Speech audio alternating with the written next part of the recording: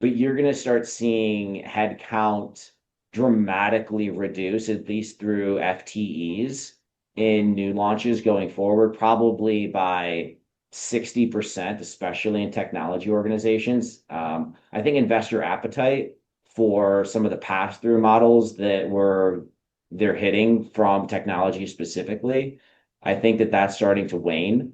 Um, Do you think it's a management issue? Like when you start a fund, right? Like you have one area of expertise and it's hard to see like the tech side of it and like you don't really need this full-blown staff? Or do you think it's like it's they're just stuck in the old ways, but now they're starting to slowly come around to more of the AI tools? Like what's causing, I guess, some of those issues with the launch of size? So I think that at first you like when you look at people that were launching in 20, let's say like 2023, they were mainly coming out of firms that had good technology. And by that I mean some of your larger multi-strats. And so they then say to themselves, well, what is good technology? It's similar to what I had in the past. And how did I accomplish that? I hired these pretty large teams. And so they would benchmark headcount based off of what do the large multi-strats have and work backwards from that and say that we're going to be a little bit more efficient than they used to be by doing it differently. But they would still have a benchmark based off of headcount in these large multi-strats.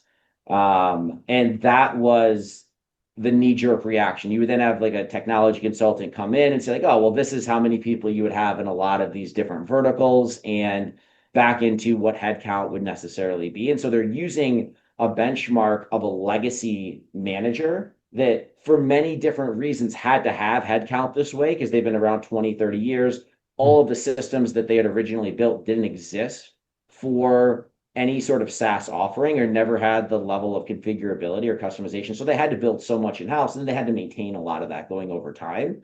But they also did that in a world without AI. And so just Yeah. again, those benchmarks in terms of headcount or design that you would have had to go through in 2023 is very different than how you would go about doing it in 2025, especially we're already Q4 25. So at this point, you're really looking at 26. Yeah. Um, and yes, I do think that looking at new launches, talking to people that are responsible for headcount, being part of the solution for reducing headcount, and as a function of that pass through to investors or coming out of management fee, like improving that margin, but not diluting quality and sometimes improving quality, is something that I see a lot of funds starting to catch on to. And so you'll see like some of the new launches in terms of just headcount on the technology side continue to go down and down.